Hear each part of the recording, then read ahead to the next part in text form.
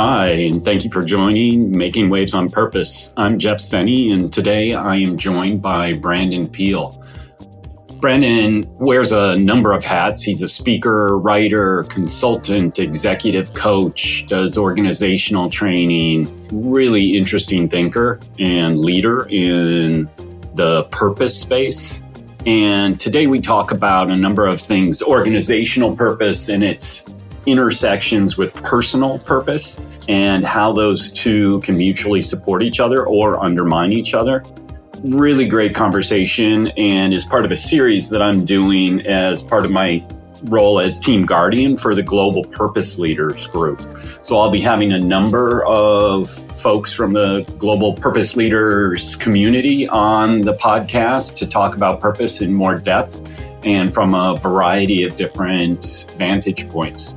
Great conversation that I know you're going to enjoy. And with no further ado, I bring you Brandon Peele. Brandon, thanks for joining us. Yeah, thanks, Jeff. Excited. Yeah. So tell us a little bit about yourself and your work and your life and who you are. All right. In the spirit of efficiency, I'm a basic frat boy from the Midwest who now lives in California and endeavors to play soulful inception with CEOs and corporations. So I'll leave it there. I also write books and all other stuff like that. I don't want to go on a diatribe. So, from frat boy to soulful CSOs is not a sentence you hear often. What does that work look like? So right now, I facilitate a number of executive circles. So I've got a handful of VP ones, a handful of CEO ones, and then I'm also a Vistage speaker. So I get kind of parachuted into different CEO forums.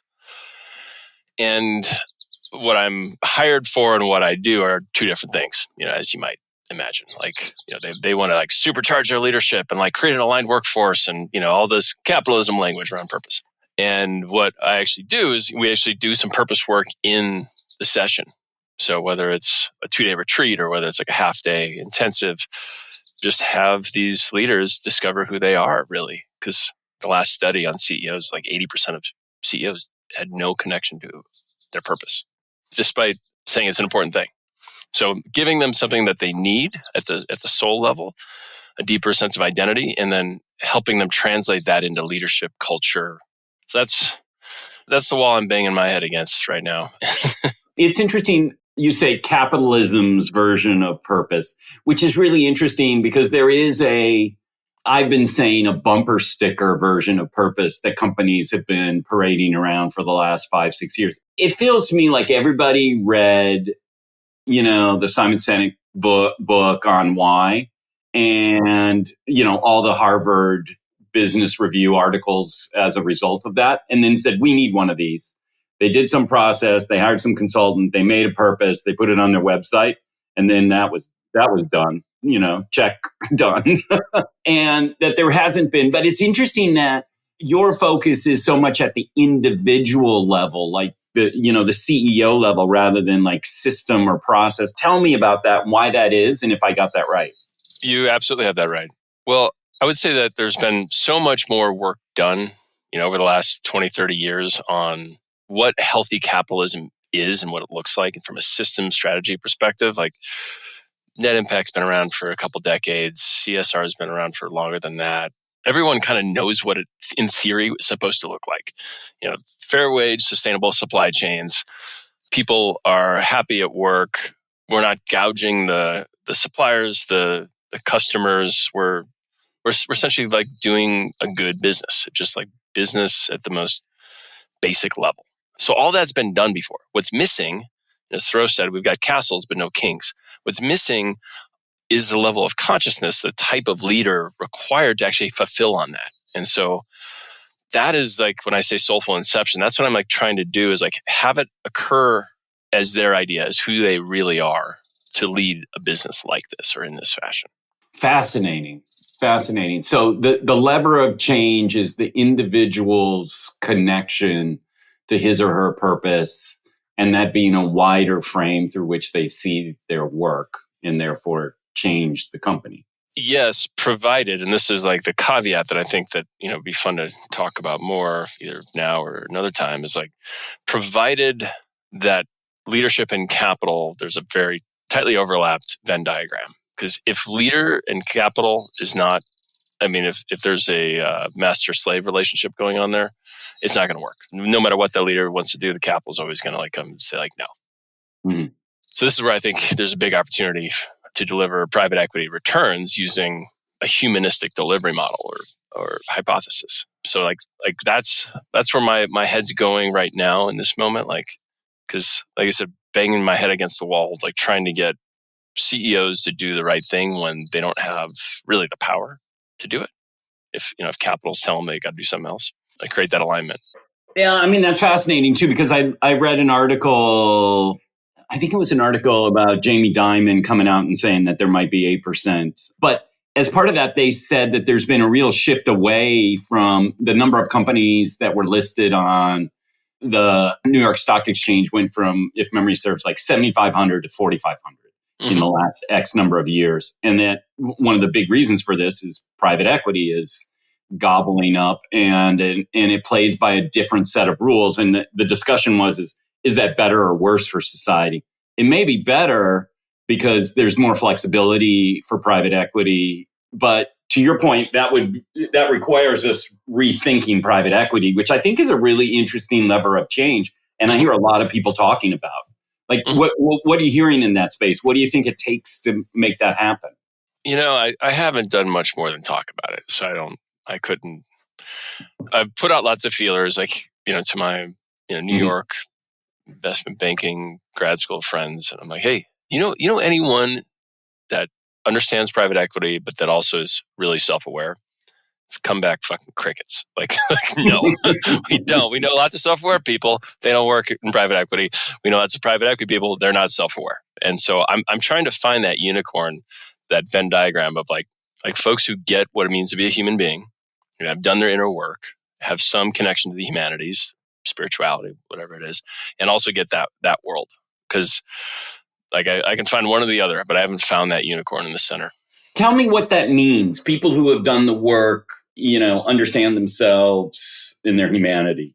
Well, I can only speak from personal experience, having, cut my teeth in investment banking and venture capital. I knew nothing about myself. It was, good Excel, PowerPoint, and how to party.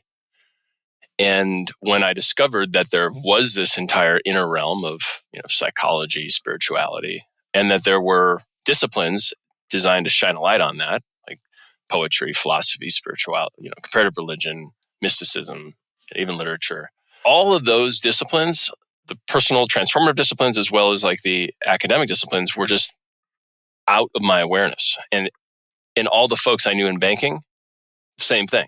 They literally could give two shits about the poets or the spirit or whatever. So what I'm looking for is somebody who has some facility around, what private equity is, but also has done some of this inner work themselves. Maybe they were, before they got their MBA, they studied anthropology or comparative religion. Maybe they've gone through a divorce or two and have done some therapy or some men's work or some meditation work.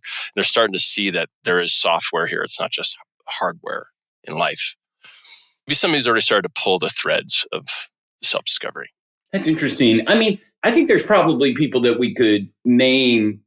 Steve Jobs jumps to mind. He certainly had that. Sam Harris, he spent 10 years on retreat in the Himalayas and whatnot, I think. These, and they've been really successful. I'm shocked at the number of people who I read about or listen to on podcasts who are wildly successful and spend 2 hours a day meditating. I'm wow. The guy who writes Homo Sapiens, right? He spends an hour or two a day. I'm just really, this is a highly productive person that clearly sees the value in this. Yeah. And I think it's interesting because the language that we use around this kind of awareness of self or self-discovery, it can feel kind of off-putting. There's language higher levels of consciousness, which imply lower levels of consciousness. And I don't blame people, for kind of taking that, but I are taking that personally. But I think your point of like the idea of having gone through a transformative experience, a divorce, it could be the collapse of a company too. I was listening to a podcast of the owner of TED Talks, and he was like, yeah, I was one of those guys. I built a tech platform, and in over 18 months, I lost $1 million a day for 18 months, and until it was essentially worth nothing. And then I went on to, Wow. develop TED Talks. And now, he went off to do something. And he talks about like that failure being a transformative moment. Like you'll get in touch with yourself. And he said the warning I would give to myself that I hadn't had before that was don't invest so much of your self-identity in your wealth and in your status in that world, but rather in a different, set of identity drivers or sense of self-worth. But that's hard work. Talk about like how you help people through that process, because that's hard work. And I would imagine not a lot of CEOs, if they're coming to you for something else and you're kind of like doing the bait and switch, how does that work well? Well, I mean, yeah, it's not that I'm doing like a bait and switch, but that, I mean, I am giving them what they want, which is a more effective way to lead through, Right. By being authentic, vulnerable, inspiring, being, a servant leader of sorts. But like, in terms of how they discover that, like who they really are, I mean, it does take time. In an ideal situation, which I was able to do a couple of years ago with some Harvard CEOs at this Harvard executive program. Every month they were doing one self-discovery exercise, taking one new action at work, and then I was guiding them through a 2-hour conversation about their experiences. So and that model just repeats itself. And so what ends up happening is, folks are discovering more of who they are. They're seeing the resistance of like actually like expressing that at work, and also experiencing the joy of doing that. Like, oh yeah, I had to get over this and I did this thing and it made this big impact. And, maybe it moved a number of one, in a positive direction. Maybe it just felt good, but it ends up, creating that norm within that group that already trusts each other because, they got into Harvard and all that. And so we're kind of creating these little mini islands of purpose and soulfulness. And so basically like this repeats. And every month, because they're still CEOs, they still have very healthy egos. Their soul basically puts their ego in service of the soul. And so they're seeing what's going on. They're like, all right, this CEO did that. Like, could I do more? And so it was like this virtuous circle of like them kind of like soulfully one-upping each other, like how much more good they could do in their companies and communities. And like for me, like that's like the ideal case. It's only happened once. But my hope is that I get to do more and more of this over time. It's fascinating that the driver, and I've been listening to things that you've passed to me and others within the global purpose leaders group, Ian McGilchrist and others who've talked about the meta crisis. The source of the problem might not be capitalism. Right now, I think 56% of the people in the Edelman Trust Barometer said that they think capitalism does more harm than good. I think there's really good data out there right now on a decline in faith in democracy. Maybe it's not the systems that are the problem. Maybe it's the people who drive those systems that are the problem. And the problem is their relationship with their self and the world in which they live in. And I was recently talking to a friend of mine and I said, once I started meditation, it really, a light bulb went on for me as to how unhelpful my inner voice can often be. And how if my inner voice was a person, I would punch him. Yeah. Because they are completely unhelpful, like so often. Yeah. And how I'm surprised by that. Like, I've been living for this long with this voice in my head that is really just not a nice person to me. So tell me more about what you think how does purpose work? I don't know, disentangle the clear misunderstanding we have or the relationship that we have with ourselves that's not very helpful. And how does that start in the beginning? Is that endemic to the human experience? Is that something that's taught over time? It's a great question. But first, I just want to plus one on what you said earlier around like it actually the systems are more or less fine. Like our democracy, if we had like folks who knew who they were and, thought like our First Nations ancestors, like 7 generations, and we're, trying to like really serve the whole, do the people's business, it'd be fine. We wouldn't need to like really, like we'd be fine. But we don't have those people. And that has been a problem that has been solved several times in multiple cultures throughout the world. How do we get the right people to do the people's business? You can do it a lot of different ways. And of course, we're going to talk about here purpose in a second. But, I forget the name of the Mesoamerican culture, but how they did it was through lottery. Your number would come up. And so, Jeff, you got selected. You're going to be on the governing council of the nation. But in 2 years from now, during that time, you're going to give up all of your wealth and assets. And you don't get a choice, by the way. Literally, they will murder you if you don't say yes. Right. And then you're going to go work with the elders, do tons of plant medicine, be beaten physically, scarred. You might die to be essentially morally and spiritually purified so that there's nothing left of you but the will of the people. So like that's an extreme thing. And I'm not saying that we should do that, but that's one way you can get the right people in place. You have to like beat the ugliness out of them for 2 years. Beat the ego out.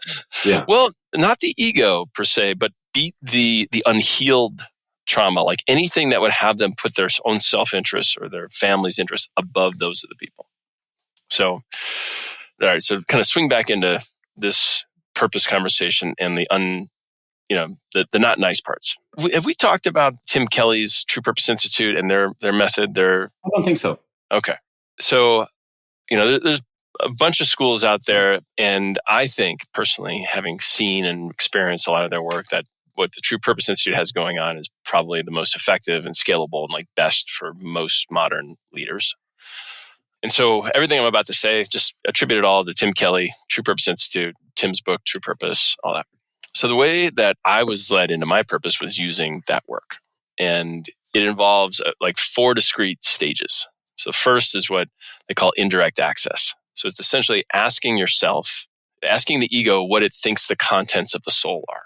And so there's some journaling. You're asking people who know you well to tell you about, your inner essence, like what's it like to actually, be with you, what's noticeably different when you leave the room, like those kinds of questions. But it's not super deep. We're not like, having a cathartic experience. We're just kind of gathering data. So that's like the first stage. And usually what that does, it creates sufficient excitement that like, oh yeah, my self-concept is not a match for who I really am. Like there is more to me. Like I care about more. I'm better at more. I show up in different ways that I currently relate. So that happens. And also those parts that you just talked about start to come online. They're like, yeah, but, blah, blah, blah. Remember when you fucked that up and blah, blah, blah, blah, and you're no good. And like, I doubt this. And so that's when phase 2 begins. And so this is where this parts work comes in. So Tim leverages the work of Hal and Sidra Stone, the voice dialogue method. It's basically looking at your inner critic, the one that tells you like, you're not good enough. You failed before, you fail again. The skeptic that doesn't trust others and also doubts that there is such a thing as purpose. The image consultant that just wants to fit in with the people you care about and stand out, but not too much, And then the risk manager that doesn't want to throw away everything you have. So this is, a big double, triple, quadruple bind for folks who are raising kids because they've got mortgages, they've got family, all of their social identity is tied to their wealth generation, and they've only gotten good at being an accountant or a lawyer or whatever. And so there's all these financial entanglements that keep them like from not picking their heads up. So that's the risk manager. And then the last is the wounded child. And that's the piece that is most connected to the deepest pain you've ever felt. And it will do everything it can to make sure you don't feel that pain. I mean, really all the parts are trying to keep you safe and out of pain. But this one specifically, if things get too raw, this is like the isolating part, the addict part, the denial part, the delusional part. It'll just try to keep you from experiencing any further deep pain.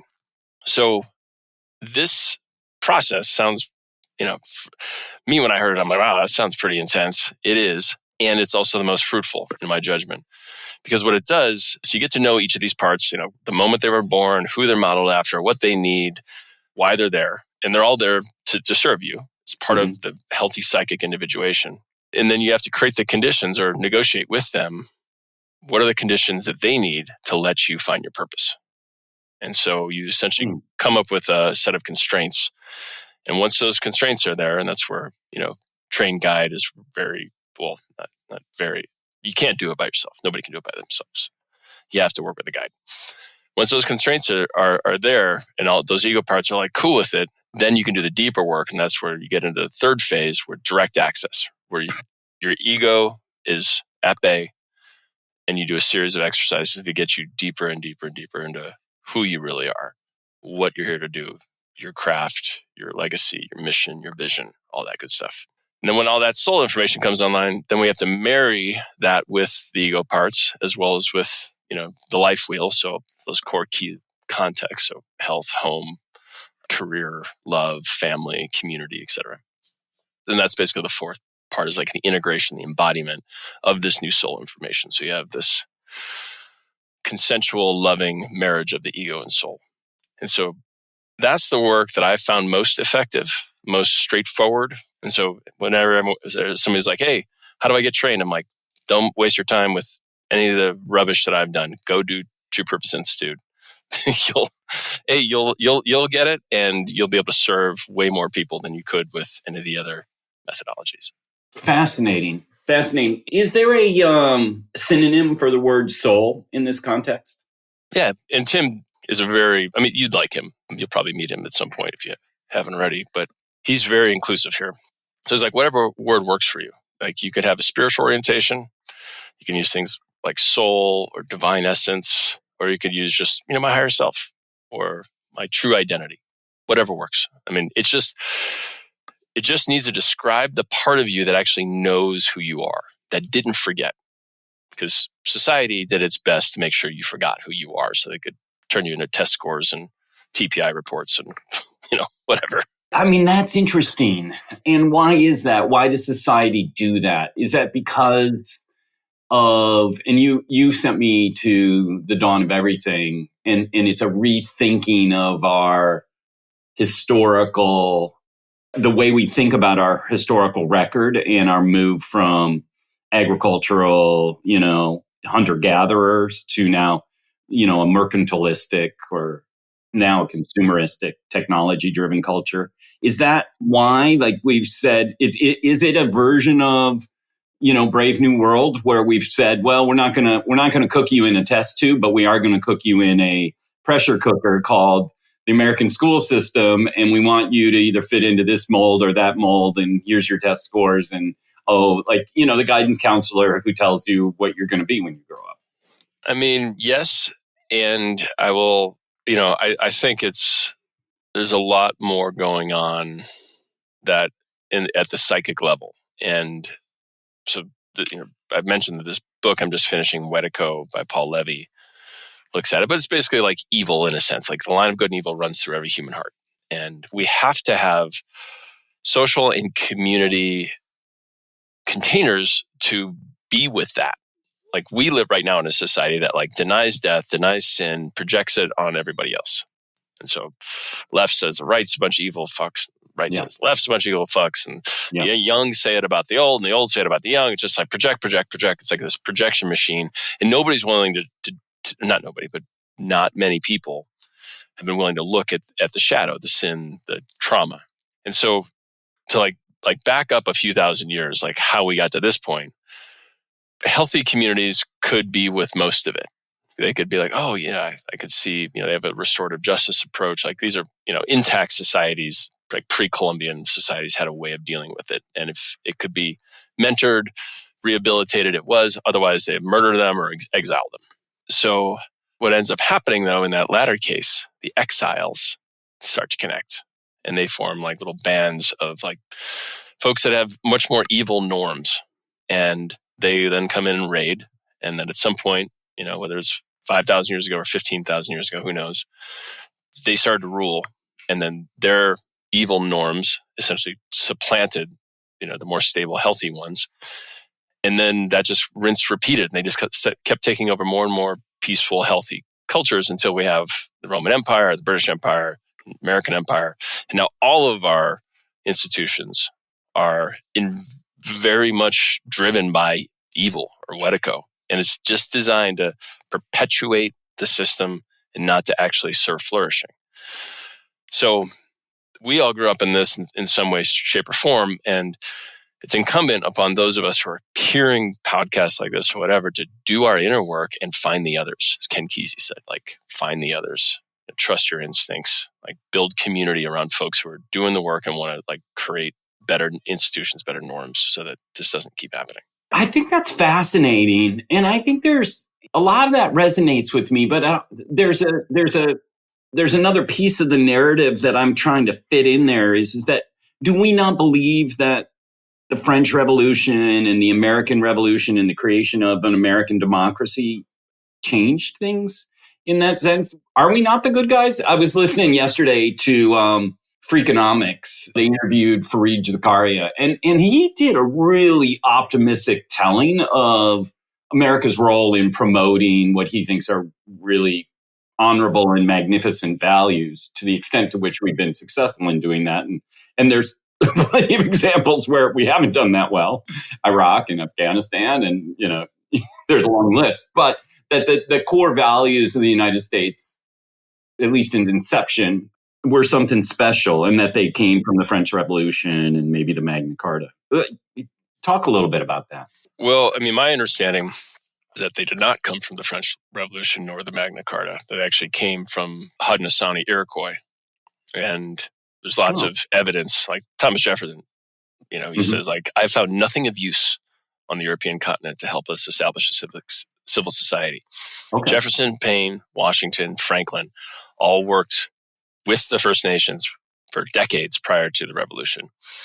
And it was the Haudenosaunee diplomat Canasatego in like 1740 or something that said, hey, you guys are going to get your clocks cleaned by the French and the English unless you unify the colonies.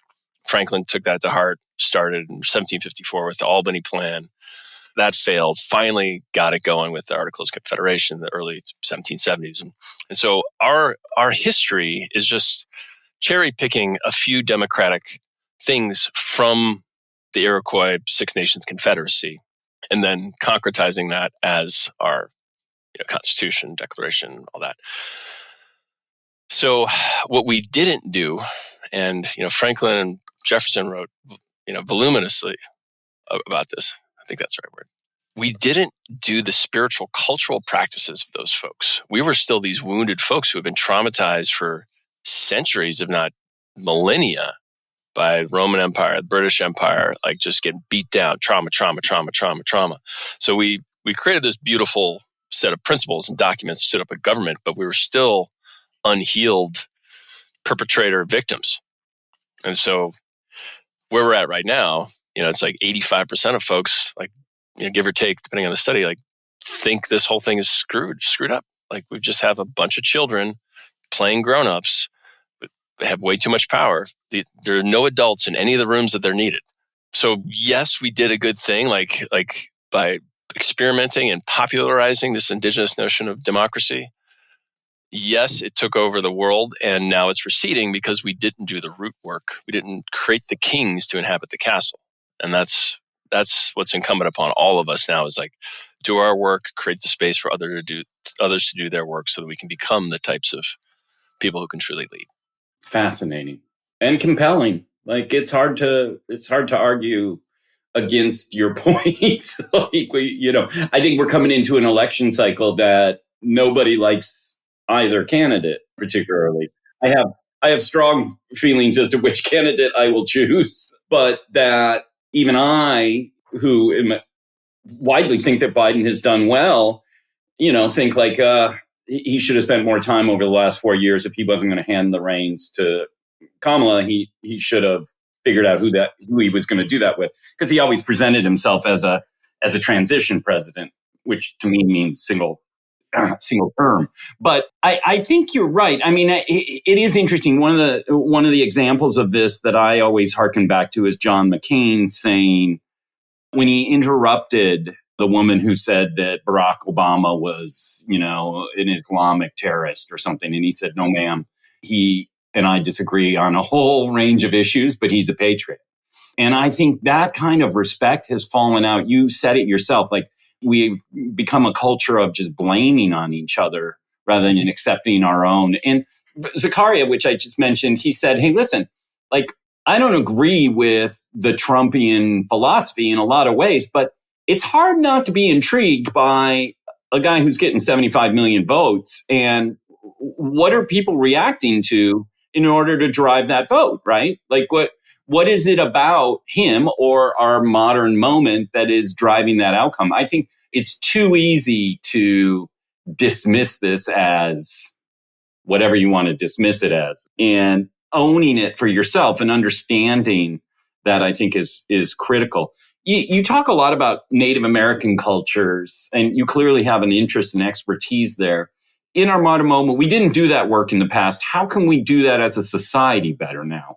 Because we are also simultaneously, as the need for meaning and purpose grows, it might be because our relationship to religion is being undermined for whatever reason. But Americans, by and large, are less religious than they were 10, 20 years ago.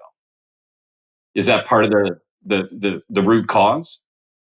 I mean, I don't know if it's part of, I think it's more just symptomatic of what's happening. I mean, there was a massive cultural birth in the last century. Like the Beats, the 60s, I mean, like popping your heads up and like having all this like cultural liberalism, individualism, like that wasn't really what was going on prior to that. Like there was a lot of groupthink, a lot of like herd stuff, somewhat cemented by religion, somewhat cemented by survival. So when that got birthed, and the boomers were the first to kind of, like catch it, and they're like, wow, we can be whatever we want. We eschewed all the other ways of, developing ourselves morally, spiritually, intellectually. We didn't take on rites of passage. We didn't, and really those rites of passage like went a long, long time ago, probably between the agricultural and industrial revolution. So we have these possibilities of freedom, but we didn't have the transformative methods to actually be fully human, fully adult to take advantage of them. So right now we got a bunch of folks who are, in big bodies trying to run things, trying to figure out at the symptom level. And what we need is like a wholesale reimagining of every sector of society that starts to connect people to who they really are, heal their wounds, recognize their trauma, their sins, their shadows, integrate them, bring them to light. So, we've talked about this a lot, like the workplace, that's where adults are, 2,000 hours a year.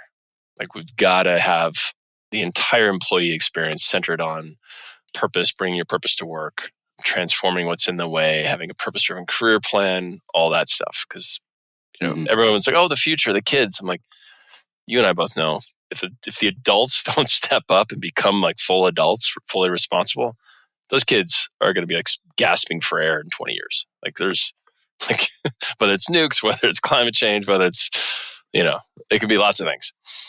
So the workplace is where we need to develop folks, religion and education. And I won't touch journalism because that's a longer thing, but historically those three, in addition to government, have been like the things that have shaped culture. But religion and education also have a massive opportunity right now, like to do, what Richard Rohr is doing in Christianity, helping people discover their own unique divinity, their own gifts. He's basically like a purpose coach within the Christian tradition. So every religion needs to have some personal purpose thing in their own language that allows them to do that. And luckily it's there. If you go back far enough to the shamanic, mystical roots of it, it's there. So like Judaism's got Kabbalah, Christianity's got Gnosticism, Islam's got Sufi, it's always there. Hindu's got the Tantra. So religion can play and should play a big role in helping people heal, discover their higher self. And education could do that too. I mean, teachers, obviously, so much more needs to happen than just purpose there. Like we need to pay them a lot more, smaller class sizes, but there should be some element of, social emotional learning there. Like what's really true for you? What are your inner parts saying? Like that sort of conversation that a lot of parents in Northern California are doing, that needs to be part of the educational philosophy too. So there's lots of stuff. Every sector can do something, but if we don't fix the economy, if we don't fix the workplace, start building your bunker. Well, the tech leaders have heard that message for sure. So it sounds to me like there's others that agree with you. Yeah. A little scary. So let's end up on a high note. Like, what excites you about this space? Like, what are you seeing? You've talked about some of the challenges, but there's got to be some good, bright lights out there that keep you motivated and enthused about this. Well, I think the big thing that excites me is that, for lack of a better word, time. Like that wealth and power is being transferred from boomers to X and millennials. Like folks who have had the opportunity to do some inner work, who are already kind of fundamentally, much more inclusive, much more sustainability oriented. And like it or not, like TikTok has normalized psycho speak. Like folks, folks are over identifying with it, and it's creating problems. But now these younger generations, my X and millennials, are aware that like inner work is a thing. Like I didn't even know it was a thing. I know my dad didn't. My grandpa sure didn't. Sure. And so like theoretically, this wealth can come in, meet this new consciousness, and we can have more organizations more effectively stewarded. But it's going to take a lot more purpose people, a lot more trauma people, a lot more therapists, healers, all that kind of stuff. It's interesting because now that you say it, it's interesting for me to think about, the purpose of the company. If that was developed and deployed as a model of inner questioning, it's similar to the model that you're suggesting for individuals go through.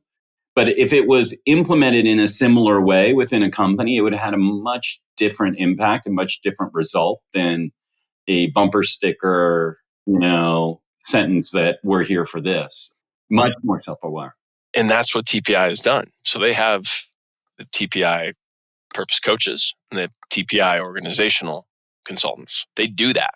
And Barrett Values does something kind of similar as well. But that's why every time I get a chance to shine a light on TPI, I try to, because they're really doing the deep, honest, sustainable work.